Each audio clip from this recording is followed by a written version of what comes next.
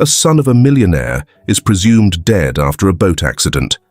The day later, the millionaire's wife suddenly receives a call and leaves for the night. When she returns home, the house is filled with crying and screaming because the horizon blazed with streaks of orange and pink, a watercolor sky smudged by the salty breath of the sea. Gulls wheeled lazily overhead, their cries threading through the hum of a beach resort, winding down for the day. A vendor trundled his cart along the boardwalk, its wheels squeaking as he called out, "Ice cream last call," to a scattering of sunburned families. Children darted through the sand, clutching dripping cones, their laughter rising like bubbles before popping against the steady crash of waves. Nicholas shifted in his deck chair, the wicker creaking under his weight, and swirled the amber liquid in his glass. His shoulders, red from too much sun, slumped as he exhaled. A long, slow breath that carried the weight of a man who'd finally let the day's edges soften. Beside him, Helena knelt on the sand, tugging at the corners of a picnic blanket that refused to lie flat. Her hair, long brown hair not like middle-aged woman, fluttered in the breeze, and her eyes flicked toward the pier where their son, Eric, bounded toward a small tourist boat. "Eric, slow down," she called, her voice sharp, but laced with a mother's reluctant smile. "You've got your life jacket, right?" He turned mid-stride, all 13 years of him caught in a gangly blur, and flashed a grin. "Yeah, Mum, I'm good." The boat's horn blared, a low, brassy note that rolled across the water, and he scrambled aboard, disappearing into a cluster of kids waving at the shore. Nicholas chuckled, the sound rumbling low in his chest, and reached for her hand. "He's fine, Helena. Let the kid have his fun." His fingers brushed hers, warm and calloused, before he settled back, tipping the glass to his lips. She sighed, smoothing the blanket one last time, though her gaze lingered on the boat as it chugged away, its silhouette shrinking against the fiery sky. "I just worry, you know. He's so fearless." "Like his dad," Nicholas said, smirking into his drink. "Fearless and a little sunburned." The resort buzzed around them, vendors packing up, a toddler wailing as his kite tangled in a palm tree, a couple snapping photos by the water's edge. Time stretched, lazy and golden, until a shadow fell across the blanket. Helena looked up, squinting, as a Coast Guard officer approached, his boots thudding on the sand. His face was carved with lines too deep for a summer evening, and his radio crackled, spitting static into the air. "Mr. and Mrs. Callahan." His voice was clipped, each word a stone dropping into still water. Nicholas set his glass down, the ice clinking, and straightened. "That's us. What's going on?" The officer hesitated, his eyes darting to the sea before settling on them. "There's been an incident. The boat your son was on. It hit a swell, went down fast. We're searching, but no survivors yet." Helena's hands flew to her mouth, the blanket slipping from her grasp, crumpling into the sand. "What do you mean, went down? He's out there. He was just out there." "We're doing everything we can," the officer said, his tone flat, practiced. "Rescue boats are on it. I'll keep you posted." Nicholas lurched to his feet, the chair tipping back, his drink splashing across the sand in a dark stain. "No survivors yet? What the hell does that mean? You're telling me my kids—" He grabbed the officer's arm, his knuckles whitening. "Tell me you've got something. Anything." The man pulled back gently, shaking his head. "I don't have more right now. I'm sorry." Helena's breath hitched, a sound caught between a gasp and a sob, and she stumbled toward the pier, her sandals sinking into the soft earth. "Eric, he's still out there. He has to be." Her voice cracked, fraying at the edges as she scanned the horizon where the boat had vanished. Nicholas followed, his steps heavy, and stopped beside her, staring at the same empty stretch of water. "They'll find him," he muttered, though his jaw tightened, betraying the doubt creeping in. "They have to." Around them, the crowd shifted, vacationers pausing mid-step, their murmurs swelling like the tide. A woman yanked her son closer, her eyes wide. A child's cry pierced the air, sharp and fleeting. The vendor stopped his cart, his shout dying on his lips as he watched the couple, frozen against the pier's railing. Helena turned to Nicholas, her fingers clutching his sleeve, her voice trembling but fierce. "He's not gone. You hear me?" "He's not." Nicholas nodded, though his eyes stayed fixed on the sea, where rescue lights flickered faintly, swallowed by the dusk. "I know," he said, but the words felt hollow, slipping away like the tide pulling back from the shore. The waves kept crashing, relentless and indifferent, as the sky darkened, brushing the last traces of orange into shadow. Somewhere beyond the pier, a horn sounded, distant, mournful, and the world tilted, leaving them teetering on the edge of a night that promised no answers. A lone fisherman trudged along the shoreline, his rubber boots sinking into the wet sand as the tide retreated, leaving behind a glistening trail of seaweed and broken shells. The sky hung low, grey as an old dishcloth, and the air carried the sharp tang of salt and damp wood. His net, slung over his shoulder, dripped steadily, each drop a soft plink against the quiet, a rhythm broken only by the faint buzz of a helicopter circling somewhere beyond the mist. Nearby, a gull pecked at a discarded sandwich crust, its beak tapping the pier's weathered planks, while the resort lay hushed, its lights dimmed like a town, holding its breath. Helena stood at the pier's edge, her toes curling inside sodden sandals, the cold water lapping at her ankles as if testing her resolve. In her hands, she clutched Eric's life jacket, torn at the strap, its orange fabric faded and crusted with salt. She pressed it tighter to her chest, her knuckles whitening, and stared out at the sea, where the waves rolled in with a dull, relentless murmur. Nicholas paced a few feet away, his sneakers scuffing against the gritty wood, until he stopped abruptly and kicked a splintered plank. It skittered across the pier, clattering against a rusted bollard, and he swore under his breath, his fists clenching until the veins bulged beneath his sunburned skin. "Damn Coast Guard," he muttered, his voice rough as gravel.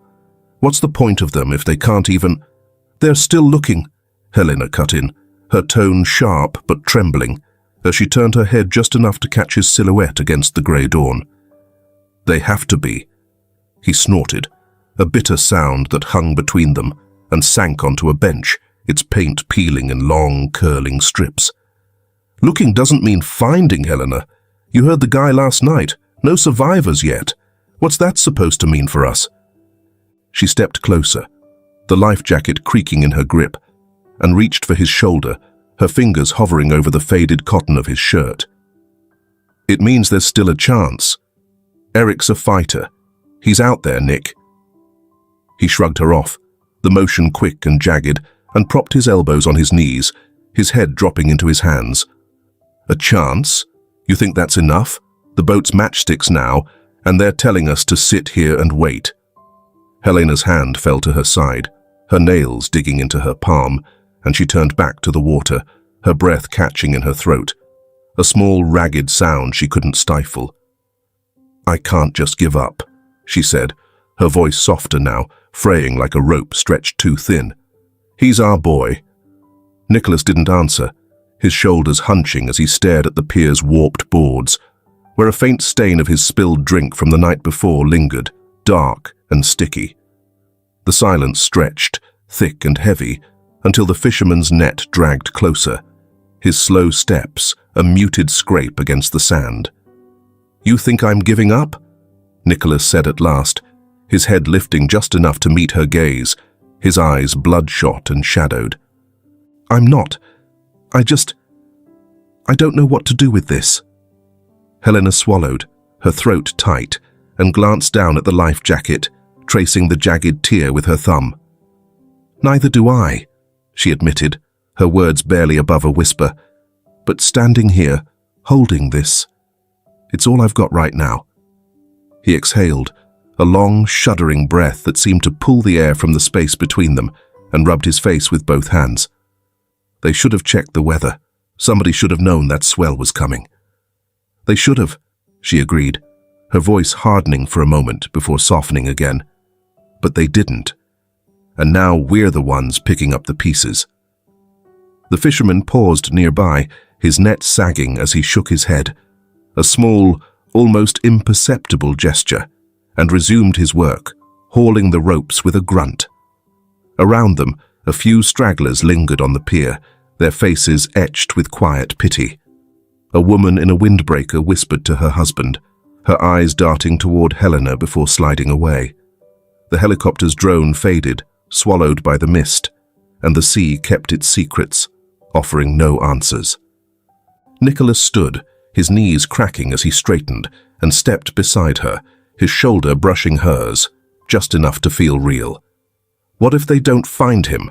he asked, his voice low, cracking at the edges like dry timber. Helena didn't look at him, her gaze fixed on the horizon, where the first faint light struggled to pierce the grey. "Then we keep looking ourselves," she said, her fingers tightening around the life jacket, "because that's what parents do." He nodded, a small, tired motion, and they stood there, side by side, as the waves lapped at the pier's pilings, each swell a heartbeat in the stillness. The fisherman trudged on, his silhouette blurring into the dawn, and the world felt vast and empty, a hollow shore stretching beyond their reach. Rain slapped against the sea in a relentless hiss, turning the surface into a churning quilt of grey and white. A lone buoy bobbed in the distance, its bell clanging faintly, a mournful toll swallowed by the storm's roar. Thunder grumbled overhead, low and rolling, as if the sky itself were shifting restless bones. Lightning flickered, briefly illuminating a jagged horizon where waves clashed like fists, and the wind howled through the emptiness, carrying the scent of salt and something older, wilder. Jacob braced himself on the deck of his rickety fishing boat, his boots sliding against the slick planks as the vessel pitched with each swell. His hands, gnarled and spotted from 70 years of sun and sea, gripped the net's coarse ropes, pulling with a strength that belied his age.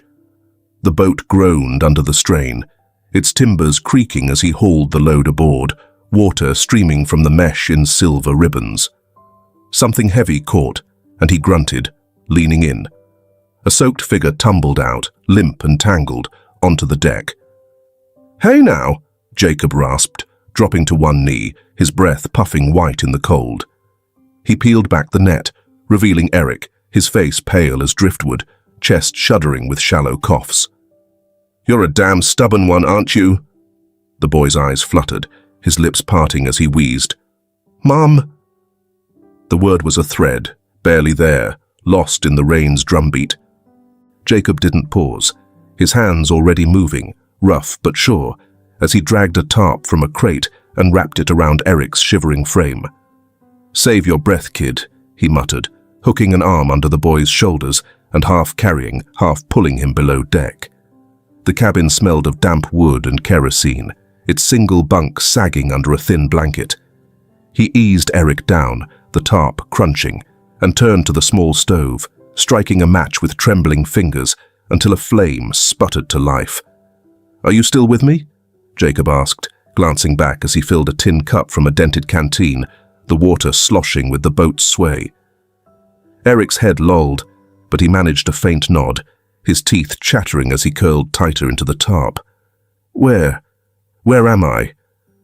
"On my boat, and that's all you need to know for now," Jacob said, his voice gruff but steady as he knelt beside the bunk and pressed the cup to Eric's lips.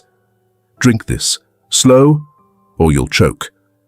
The boy's hands shook, fumbling against the tin, and Jacob steadied them, his calloused fingers closing over Eric's icy ones. "Easy," he said, softer this time, watching as Eric sipped, his coughs easing into ragged breaths. "Sea spit you out for a reason, I reckon." Eric swallowed, his eyes darting around the dim cabin, the rusted lantern swaying, the nets piled in a corner, before settling on Jacob's weathered face. You pulled me up." "Didn't have much choice," Jacob replied, leaning back on his heels, his knees creaking as he rose. "You were tangled up like a damn fish. Lucky I didn't toss you back." A ghost of a smile flickered on Eric's lips, gone as quick as it came, and he clutched the tarp closer, his voice small. "My parents. They're going to think I'm—" "Don't start that," Jacob cut in, turning to stoke the stove, the fire's glow casting shadows across his lined cheeks. "You're here breathing. That's what counts." Eric didn't answer, his gaze dropping to the cup still trembling in his hands, and the silence settled between them, broken only by the storm's muted roar outside. Thunder rumbled again, a deep echo that drowned the faint wail of rescue horns in the distance. Sounds Jacob's boat slipped past, unnoticed in the chaos. "You got a name?" Jacob asked after a moment, tossing another stick into the stove, his tone casual but edged with something warmer. "Eric," the boy murmured, his eyes lifting briefly, searching the old man's face as if testing the weight of trust. Jacob nodded, a single dip of his chin, and scratched at his stubbled jaw. "Well, Eric, you stick with me till this blows over. Then we'll figure out what's next." Eric's shoulders eased, just a fraction, and he took another sip, the warmth seeping into his bones as the boat rocked beneath them. "Thanks," he said, the word quiet but firm, like a pebble dropped into still water.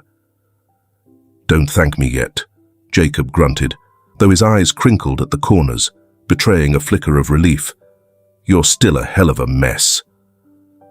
Outside, the rain hammered on, lightning slicing the dark, but below deck, the stove's heat spread, a fragile shield against the storm. Jacob settled onto a crate, watching the boy breathe, and the sea churned on, its secrets held tight. For now. A delivery truck rumbled down the quiet street, its engine coughing as it slowed near the Callahan villa, the driver tossing a newspaper onto the lawn, where it landed with a dull thud among scattered leaves. The late afternoon sun slanted through the pines, casting long, jagged shadows that stretched across the manicured grass, their edges blurring as a breeze rustled the branches overhead.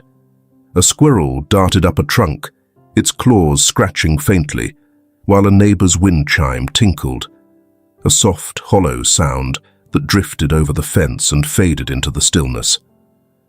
Beyond the villa's gates, the world moved on, oblivious and distant. Inside, Helena sat hunched on the living room couch, her fingers twisting Eric's baseball cap, the brim worn smooth from years of his sweaty grip. The polished hardwood floor gleamed beneath her, reflecting the shadows that crept longer with each passing minute, and her eyes, glassy and red-rimmed, stared at nothing, lost in the hum of her own thoughts. Nicholas paced near the window, his phone pressed to his ear, his voice a low growl as he snapped at the search team on the other end. "No, I don't care about your schedules. Get another boat out there now."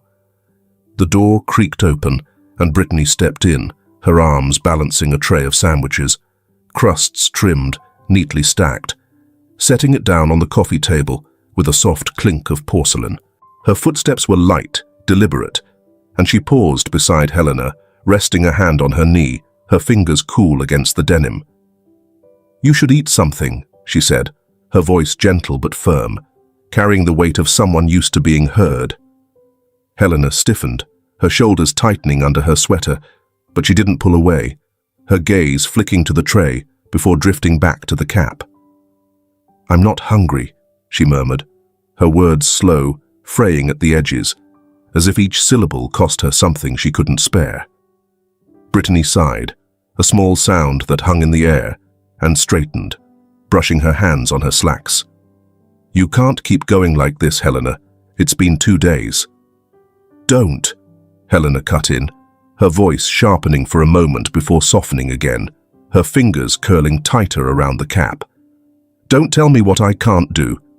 Nicholas slammed the phone down on the windowsill, the clatter echoing through the room, and turned, his jaw tight. "They're sending another crew at dawn," he said, his tone clipped, though his eyes betrayed a flicker of exhaustion. "Said the storm's messing with their signals." Helena's head lifted, her breath catching as she met his gaze across the room. "Dawn? That's too late. He's out there now, Nick. Alone. Cold. He's not alone, Nicholas snapped, his hands shoving into his pockets, though his voice wavered, cracking like thin ice. They've got people looking. We've got people. Samuel slipped in behind Brittany, his small frame dwarfed by the doorway, clutching a sketch pad against his chest, the pencil in his hand dangling unused. He edged closer to Nicholas, his sneakers scuffing the floor, and held up the drawing, a rough sketch of a boat, its lines shaky but deliberate. I made this, he said, his voice barely above a whisper, his eyes wide and searching. For Eric. Nicholas glanced down, his brow furrowing, and waved a hand, turning back to the window. Not now, Sam, he muttered, his shoulders hunching as he stared out at the fading light, the pines swaying beyond the glass. Samuel's face fell, his arms dropping, and he shuffled back to Brittany, pressing himself against her side, the sketchpad crumpling slightly under his grip. She rested a hand on his head, her fingers threading through his dark hair, and shot Nicholas a look, sharp, fleeting, before turning to Helena. He's just trying to help, she said, her tone measured, though a hint of reproach lingered. I know, Helena replied, her voice flat, almost detached, as she smoothed the cap's brim with her thumb, her eyes drifting to Samuel's slumped figure. But it doesn't change anything. Nicholas exhaled, a long, ragged breath that seemed to pull the room tighter, and rubbed the back of his neck, his knuckles whitening. None of this changes anything, he said, his words heavy, sinking into the silence. We're still here, waiting. Brittany nodded, stepping back to the tray and picked up a sandwich, holding it out to Helena again, her expression softening. Just one bite, she coaxed, her voice low, insistent. For me. Helena hesitated, her fingers pausing on the cap, then took it, holding it without eating, her gaze dropping to the floor. Fine, she whispered, though the word felt like a surrender, small and brittle. Outside, a neighbor approached the doorstep, her arms cradling a bouquet of daisies, and knocked softly, the sound muffled through the thick door. No one answered, and she set the flowers down, their petals already wilting in the cooling air, before retreating down the path. Inside, the room grew quieter, the shadows deeper, and the weight of loss settled like dust, unseen, unfelt, but everywhere. A sparrow perched on the villa's gutter, its tiny claws scratching against the metal as dusk settled over the street, painting the sky in bruised purples and fading golds. The bird tilted its head, peering at its reflection in a rain-streaked window, then flitted away, wings slicing through the cooling air. Downstairs, the neighbors' daisies drooped on the doorstep, their stems bowing under the weight of evening dew, and a distant lawnmower hummed, its sound a faint thread weaving through the quiet. The world outside leaned into night, steady and unhurried, as if time could still afford to linger. Inside, Helena slipped into Eric's bedroom, her bare feet brushing the hardwood with a whisper, the door easing shut behind her with a soft click. Dust motes floated in the slanted light spilling through the blinds, catching on her sweater as she moved past shelves lined with his model ships, each one a memory of his small, careful hands gluing masts and sails. She paused, her fingers trailing over a schooner's deck, the wood cool and smooth, then drifted to the nightstand, where a brass key glinted among crumpled gum wrappers and a half-read comic. You'd hate me messing with your stuff, she murmured, her voice barely audible, a fragile thread in the stillness as she palmed the key and turned it in the lock. The bolt slid home with a sharp clack, and she leaned against the door, her forehead pressing into the wood, her breath coming in shallow, ragged bursts. But I can't let it go yet. The room held her there, wrapped in its silence, until the weight grew too heavy, nudging her toward the hall. Brittany holds all the keys to this mansion. Helena needs to lock Eric's room. No one can break in. She crept downstairs, past the living room where Nicholas's voice rumbled faintly through the walls, and paused outside Brittany's room, a sparse space tucked near the kitchen, its door ajar. The bed was neatly made, corners tucked tight, and a single lamp cast a warm pool over a desk cluttered with receipts and a sewing kit. Helena nudged the drawer open, her fingers sifting through pens and hair ties until they brushed something solid, a thick, dog-eared manual. "What's this doing here?" she whispered, pulling it free, her hands trembling as she flipped the cover. Boat-building basics. Her breath caught, sharp and sudden, as she turned the pages, landing on a diagram. A small tourist boat, its lines eerily familiar, matching the one Eric had boarded. Her jaw tightened, her eyes narrowing, and she traced the sketch with a fingertip, the paper crinkling under her touch. "Helena." Nicholas's voice cut through from downstairs, rough and edged with frustration, followed by the slam of the phone against the counter, a dead-end lead, another thread snapped. "They've got nothing. Again." She froze, the book half open, and shoved it into her bag, the zipper snagging as she forced it shut.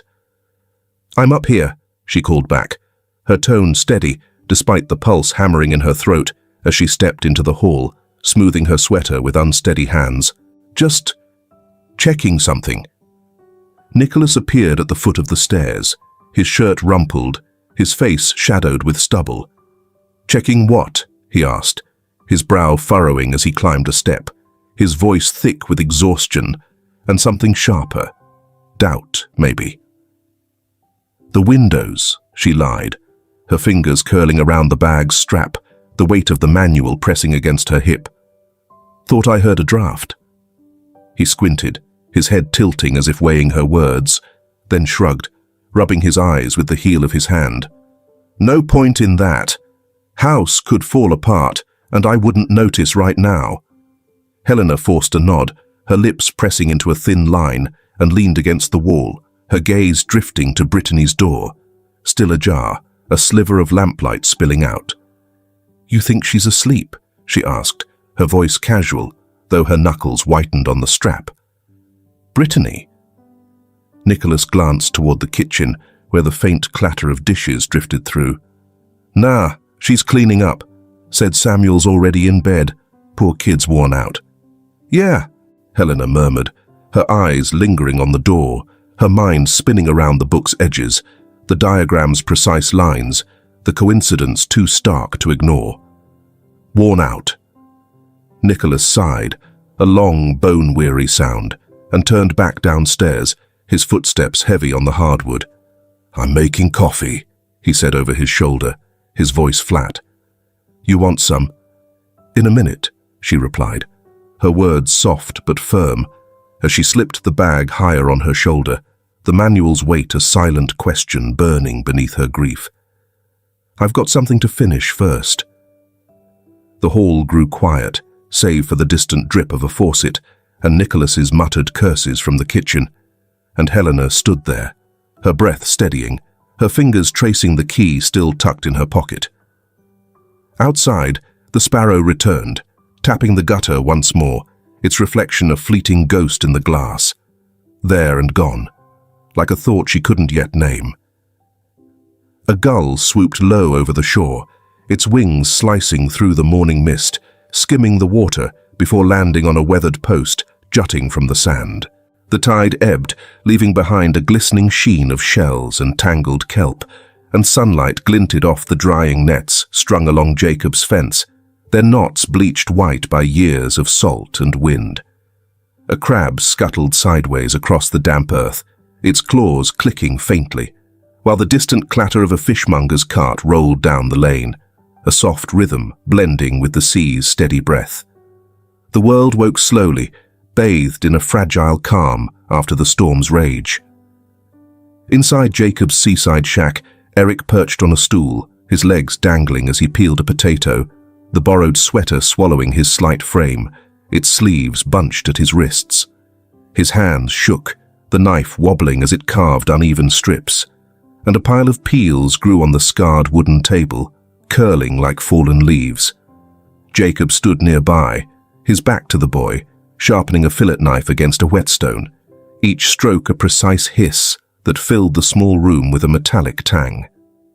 "Keep it steady," Jacob said, his voice gruff but measured as he glanced over his shoulder, his eyes narrowing at Eric's fumbling grip. "You'll take your thumb off at this rate." Eric paused, the potato slipping in his palm, and frowned, his brow creasing with focus. "It's harder than it looks," he muttered, his tone a mix of frustration and defiance, as he pressed the blade again, nicking his thumb with a sharp wince. Jacob set the whetstone down with a clack, turning fully, and snatched a rag from a hook, his boots thudding against the floorboards. "Told you," he grumbled, wrapping the cloth around Eric's thumb, his rough fingers firm but careful as he tied it off. "Patience, kid. Ain't no rush out here." Eric flexed his hand, the sting fading under the makeshift bandage, and managed a thin smile, his eyes flicking up to meet Jacob's weathered gaze. "You're pretty good at this," he said, his voice soft but steady, a thread of warmth breaking through. "Been patching myself up longer than you've been alive," Jacob replied, sliding a cleaned fish across the table, its scales glinting in the sunlight, streaming through a cracked window. "Try this instead. Less chance of losing a finger." Eric hesitated, his bandaged thumb hovering over the spare knife Jacob nudged toward him, then gripped it, his knuckles whitening as he pressed the blade to the fish's belly. "Like this?" he asked, his voice tentative, glancing at Jacob for approval as the cut wobbled but held. "Close enough," Jacob said, leaning in, his hand guiding Eric's with a slow, deliberate motion, the knife slicing cleaner now. "Let the blade do the work. Don't fight it." He pulled back, folding his arms, and nodded once, a curt tilt of his chin that carried a flicker of pride. Eric's smile widened, faint but real, and he finished the cut, the fish splaying open under his shaky hands. "Not bad, huh?" he said, his tone lifting, a spark of confidence flickering through the exhaustion still clinging to him. "Not bad," Jacob agreed, his lips twitching almost into a grin before he turned to the stove, stoking the coals with a poker. "You got a number for that mom of yours? Do you remember one?" Eric's hand stilled, the knife clattering softly against the table, and he looked up, his breath catching as if the question had snagged on something deep. "Yeah," he said after a moment, his voice quieter now, his eyes drifting to the window where the nets swayed. "She made me memorize it. Said it was for emergencies." "This qualifies," Jacob replied, his tone dry, but edged with something softer as he wiped his hands on his trousers and stepped toward the door. "I'll borrow a phone from next door. You keep at that fish." Eric nodded, his fingers tightening around the knife again, and resumed cutting, his movements surer now, though his gaze lingered on Jacob's retreating figure. "She's going to be mad I didn't call sooner," he said, half to himself, his voice a mix of worry and relief as he sliced through the scales. "She'll get over it," Jacob called back, his boots crunching on the gravel outside, his silhouette blurring into the morning haze as he trudged toward the neighbor's shack. "Mothers always do." The door swung shut, leaving Eric alone with the hum of the stove and the faint slap of waves against the shore, his hands steadying with each cut, the fish opening like a small victory under his blade.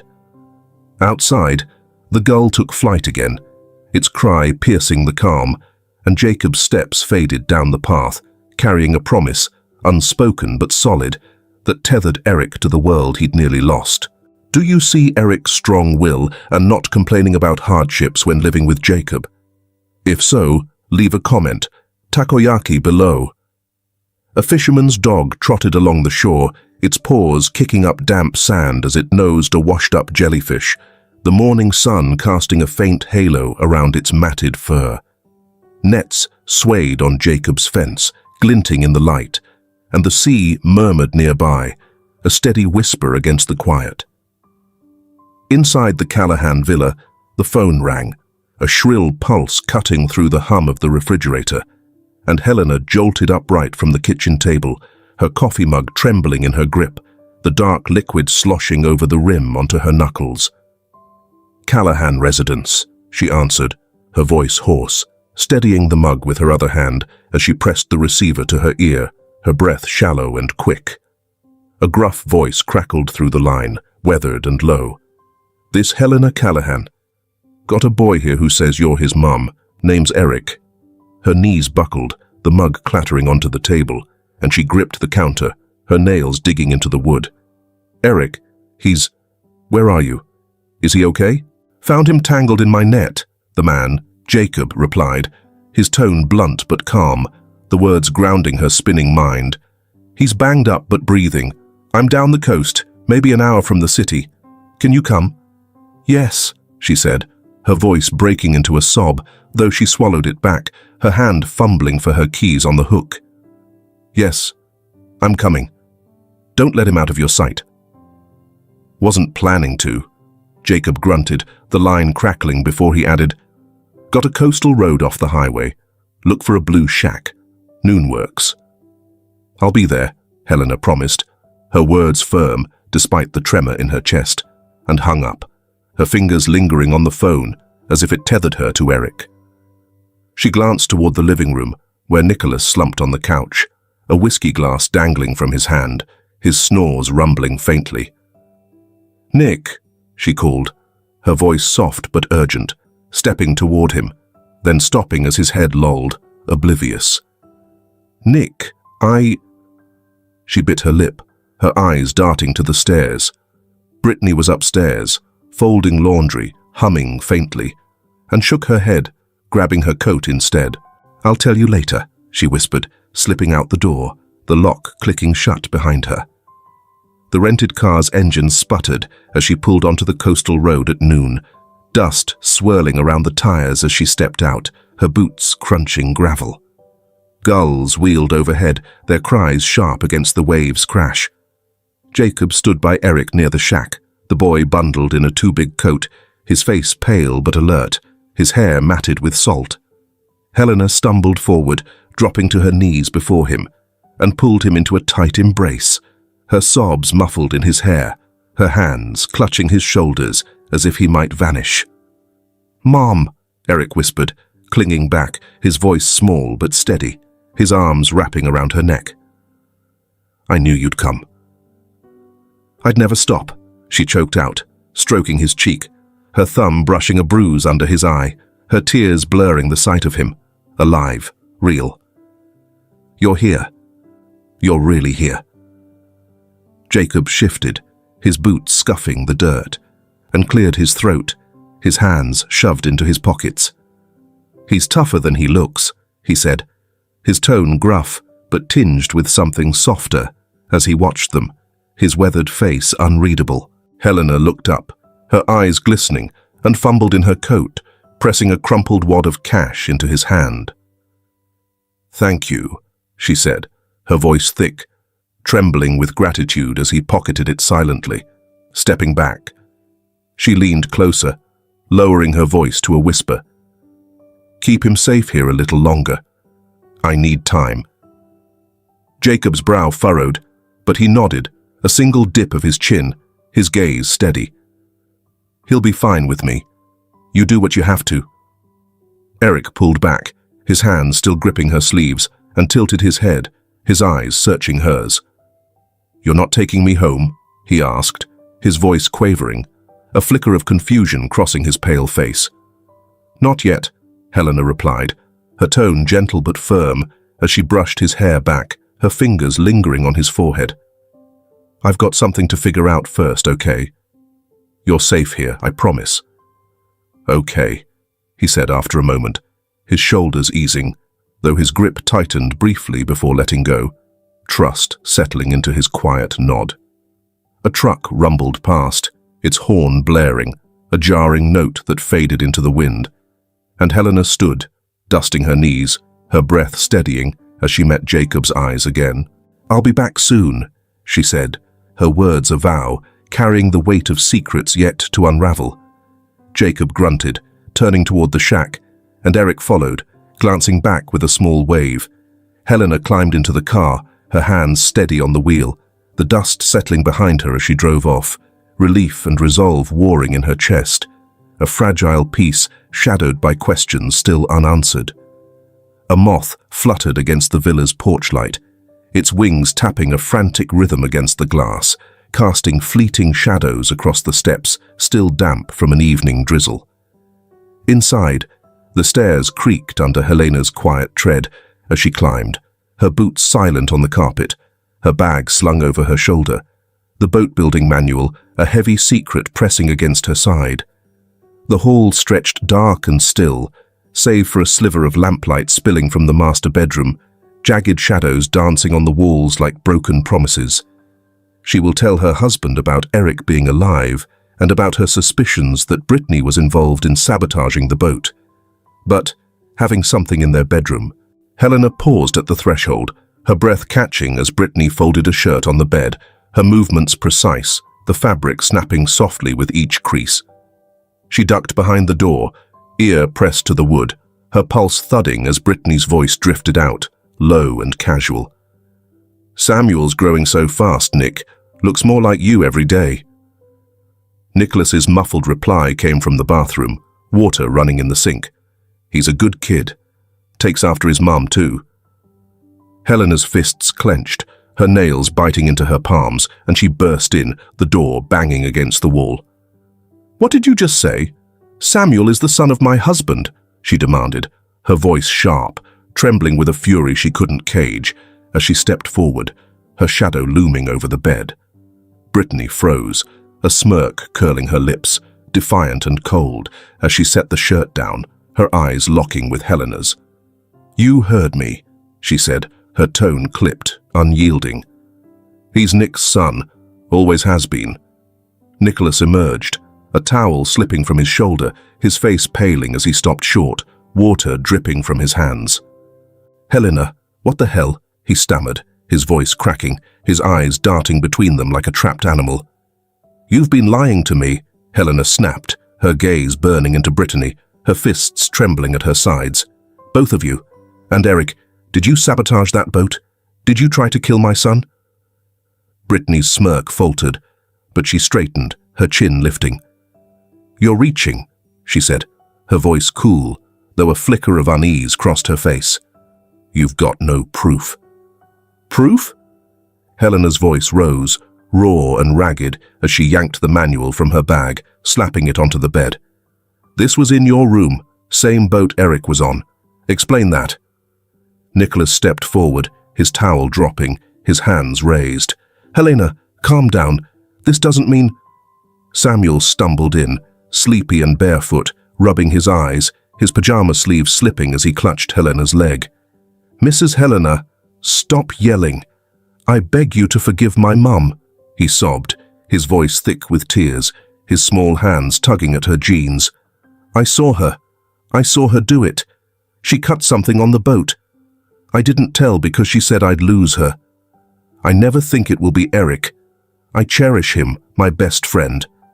But my mom—" Brittany's face crumpled, her defiance shattering, and she sank onto the bed, her hands trembling as she stared at Samuel. "You weren't supposed to," she whispered, her voice breaking, then lifted her eyes to Helena, resigned. "Fine, I did it. For him. For Samuel's future. Eric was in the way." Helena staggered back, her breath hitching, her hand flying to her mouth as Nicholas reeled, his face ashen, his voice gone. "You, what?" he choked out, his words barely audible, his hands falling limp as he stared at Brittany, the woman he'd trusted, now a stranger.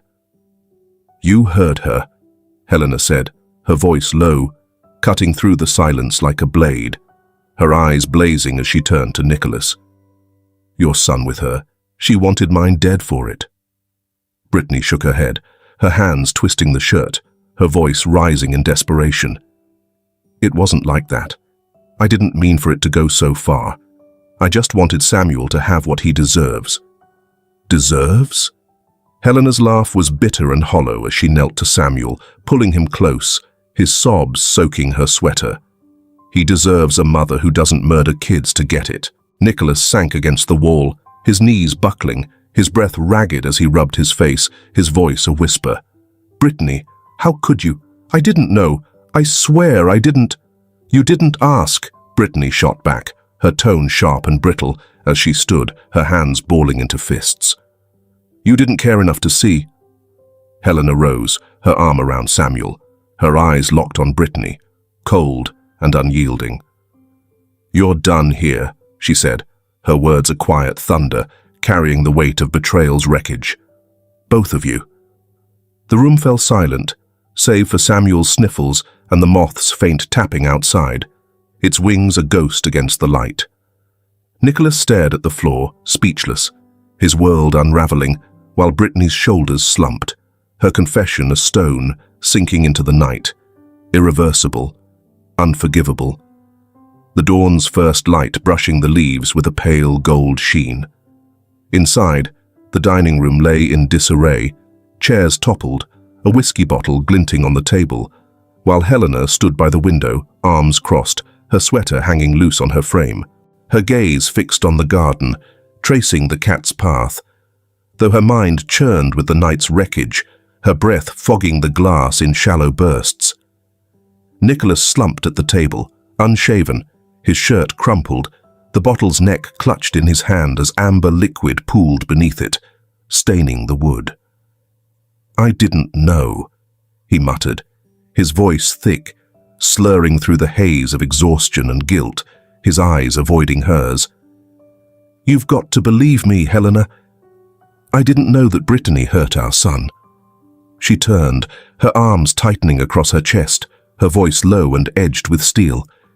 "You didn't know because you didn't look," she said, each word deliberate, cutting through the stale air. "But it's over now. I want a divorce." His head jerked up, his grip faltering, the bottle tipping further. "Divorce? Helena, we can—" "No," she snapped, her tone firm, unyielding as she stepped closer, her shadow falling over him. "And Brittany. She confesses to the police. Today. No contact with Eric and Sam, ever. That's my line, Nick." Brittany emerged from the hall, her hands shaking as she stuffed clothes into a duffel, her hair falling loose over her pale face. "I'll go," she said, her voice brittle, cracking like dry twigs as she zipped the bag with a jerk. "I'll tell them everything.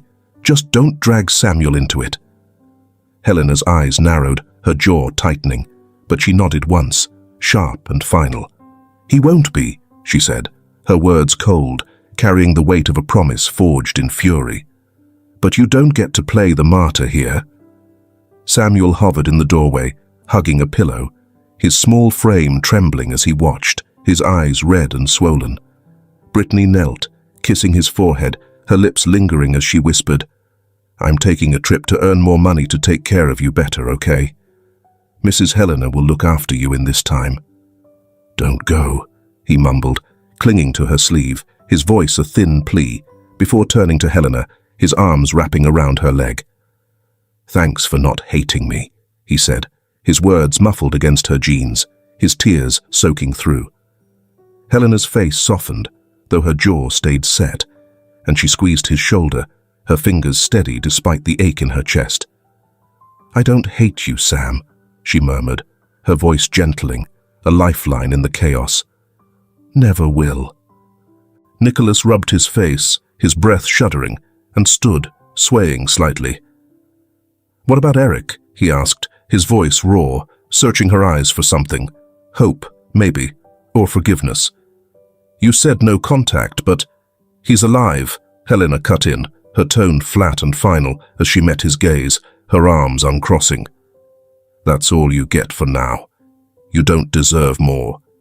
His knees buckled, and he sank back into the chair, speechless, the bottle rolling off the edge with a dull thud. Brittany zipped her bag shut, her shoulders slumping, and slipped past Samuel, her footsteps fading down the hall as police lights flashed silently outside, painting the walls red and blue.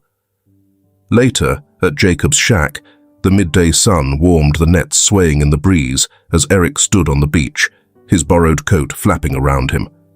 Jacob tossed him a worn ball, its leather cracked and faded, and pointed to the sand. "Go on," he grunted, his voice gruff but warm, as Eric kicked it, his laughter faint but growing, a sound carried on the wind.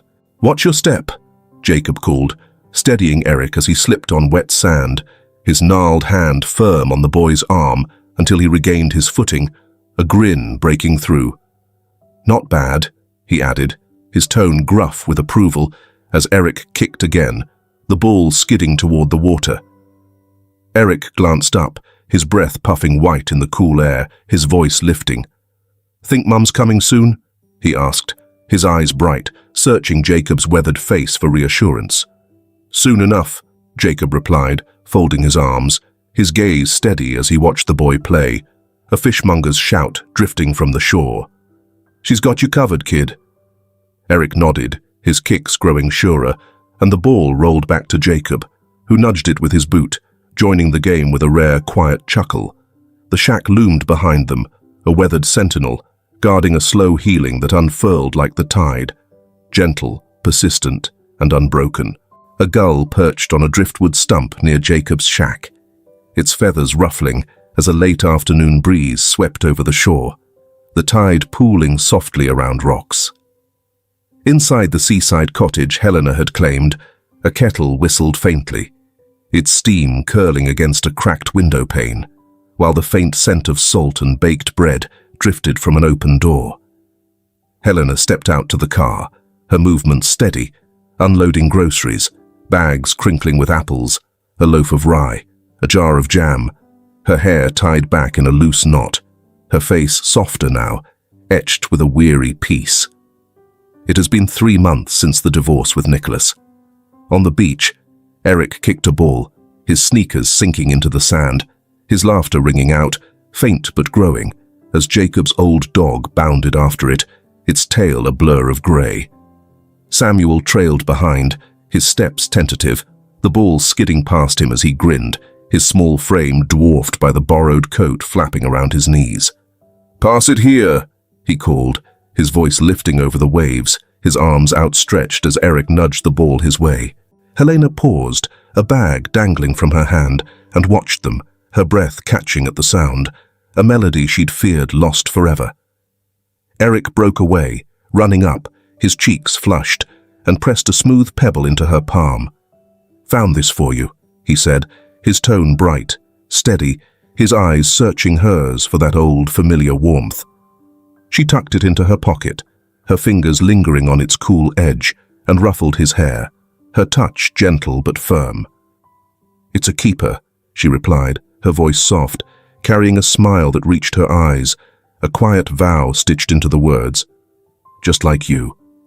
Samuel edged closer, kicking at the sand, and offered a shy wave, his hand half hidden in his sleeve. "Me too?" he asked, his voice small, testing, as if unsure of his place in this fragile new shore. Helena's gaze softened, and she dropped the bag, pulling them both into a quick hug, her arms encircling their shoulders, her sweater brushing their cheeks. "You too, Sam," she said, her words a warm thread binding them, her grip tightening briefly before letting go. "Always." Jacob sat on his porch nearby, his gnarled hands mending a net, the twine slipping through his fingers with practiced ease, his eyes crinkling as he watched the boys play. He set the net aside, rising with a grunt, and shuffled down to the beach, his boots leaving shallow prints. "Try this," he said, picking up a flat stone and handing it to Eric, his voice gruff but warm, as he mimed a flick of the wrist. Eric took it, his brow furrowing, and tossed it toward the waves, the stone skipping once before sinking. "Only one," he groaned, his tone mock-frustrated, though a grin tugged at his lips as he glanced at Jacob. "Better than none," Jacob replied, his lips twitching into a rare half-smile, and handed him another, guiding his arm with a steady hand. "Angle it. There you go." The stone skipped twice, and Eric whooped, his laughter spilling over the shore. Samuel stepped up, clutching a fish Jacob had given him earlier, its scales glinting in the fading light. "Can I try this now?" he asked, his voice eager, his eyes darting between Jacob and the knife on the table. Jacob nodded, sliding the blade across, and steadied Samuel's small hand as he pressed it to the fish, the cut wobbly, but clean. "Not bad, kid," he said, clapping him on the back, his tone gruff with approval, as Samuel beamed, wiping his hands on his coat. Helena watched from the cottage steps, her arms full of groceries, her breath easing as the boys' voices mingled with the sea's murmur, a sound that stitched her fractured world back together, thread by fragile thread. "You're good with them," she called to Jacob, her voice carrying a quiet gratitude, her eyes meeting his across the sand. "Someone's got to be," Jacob grunted, though his gaze softened, a flicker of pride breaking through his weathered mask as he tossed Eric another stone, the boy catching it mid-air. "They're tough nuts, both of them." Eric skipped the stone, 3 bounces this time, and turned to Helena, his grin wide. "See that, Mom?" he shouted, his voice bright, unbroken, a lifeline reaching across the days of loss. "I see it," she replied, her tone steady and warm, as she set the bags down, her hands resting on her hips, her heart lighter than it had been in weeks. "Keep going." Samuel kicked the ball again, the dog barking in chase, and Jacob shuffled back to his porch, his chuckle trailing behind. A fishmonger waved from his stall down the shore, curious but friendly, as the tide rolled in, pooling around rocks, a new shore taking root, bound by small joys and steady hands. Fishermen's skiffs bobbed at the edge of the shore, its hull rocking gently as sunset painted the sea gold, a warm glow spilling over the waves like molten amber. Nets rustled in the breeze near Jacob's shack, their knots swaying like whispers of the day's catch. Inside the cottage, a lamp flickered on, casting a soft halo through the window, while the scent of chamomile tea drifted from the porch, mingling with the salt-laden air. 3 months had passed since the divorce, and the world here felt solid, carved from resilience and time. Helena leaned on the porch railing, a mug of tea steaming in her hands, its warmth seeping into her palms as she gazed at the beach, her sweater loose around her shoulders, her hair catching the last light. Eric and Samuel sprawled on the sand below, their hands busy with a driftwood fort, sticks balanced in a teetering frame, their laughter a soft echo threading through the dusk. Jacob sat nearby on a weathered crate, whittling a piece of wood, his knife flashing silver with each deliberate stroke, his eyes crinkling as he watched them work. "Look at this, Mrs. Helena," Samuel called, his voice bright, rising over the waves' murmur, as he waved her over, his small frame hunched beside the fort, a twig clutched in his hand like a prize.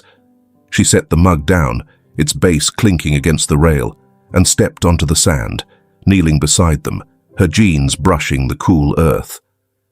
"That's a fortress," she said, her smile soft, genuine, as she added a stick to the structure, steadying it with a gentle press. "You two could hold off a whole army." Eric grinned, nudging a log into place, his fingers sandy and sure. "We'd win too," he said, his tone bold, unbroken, a spark of the boy she'd fought to bring back shining through his words. Jacob shuffled over, his boots crunching, and bent to add a twig to the fort's peak, his grunt easing into a rare chuckle as it held. "Needs a flag," he muttered, his voice gruff but warm, his weathered hands steady, despite the years etched into them. Eric nudged him, his elbow brushing Jacob's arm, and tilted his head, his eyes bright. "Make us one?" he asked, his voice lifting, a quiet challenge wrapped in trust as he watched the old man's hands. Jacob paused, his knife stilling, then carved a small fish from the wood, its fins rough but clear, and handed it to Eric, his fingers brushing the boy's palm. "Stick that on top," he said, his tone dry, though a flicker of pride softened his weathered gaze. "Better than a flag." Eric beamed, showing it off, the fish glinting in the fading light as he balanced it atop the fort. "Check this out, Mom," he called, his voice ringing with a joy that pierced her chest, a sound she'd once feared lost to the sea. "I see it," Helena replied, her tone steady, warm, as she rose, brushing sand from her knees, her eyes lingering on the boys, their fort, their laughter. "It's perfect." Samuel glanced up, his hands stilling on a stick, and offered a shy smile, his voice small but firm. "We're a team, right?" he asked, his eyes darting between her and Eric, searching for a place that now felt like his. "Always," Helena said, her words a quiet anchor, her hand resting briefly on his shoulder, her touch a promise woven from the ashes of betrayal. "You both are." Jacob straightened, his joints creaking, and shuffled back toward his shack, his knife flashing once more as he resumed whittling. Helena followed a step, brushing his arm in thanks, her voice low. "You've done more than you know," she said, her tone thick with gratitude, her eyes meeting his, steady, weathered, kind. "Didn't do much," he grunted, though his lips twitched, a rare softness breaking through as he glanced at the boys, their fort silhouetted against the glowing sea. "They're the ones holding it together." She nodded, her shoulders easing, and returned to the porch, picking up her mug, the tea still warm against her palms. "Maybe," she murmured, her voice a whisper to the wind, her gaze settling on Eric and Samuel as they laughed, their voices blending with the wave's rhythm. Villagers passed by, their figures shadowy in the dusk, nodding warmly as their chatter drifted over. Words of fish prices and weather, a quiet chorus anchoring the shore. Eric waved at them, his carved fish raised high, and Samuel joined, his stick a makeshift sword, their fort standing firm. Helena sipped her tea, the steam curling upward, and felt the horizon steady, a slow, sure promise of renewal etched in sand and held by hands she'd never let go. If this film touches your heart, leave your mark with a like, and don't forget to subscribe to our channel to explore more meaningful stories with us. And if you enjoyed this story, please share it with your friends on WhatsApp. And now, share your feelings with us and tell us your own stories. Every word you share is a building block that helps create our strong and enduring community. Together, we'll create a warm space where everyone can share and connect. Finally, don't miss the incredible stories coming your way soon. We're always here to bring you the best selections, full of deep values yet entertaining. See you there.